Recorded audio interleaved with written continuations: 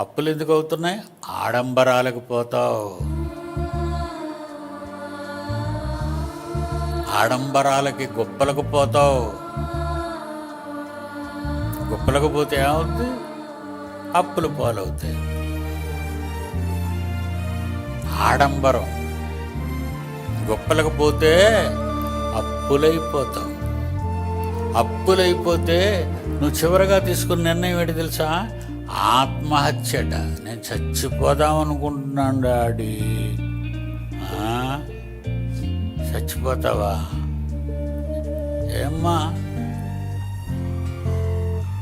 ఏదైనా పెద్ద రోగమా భరించలేక చచ్చిపోవటానికి?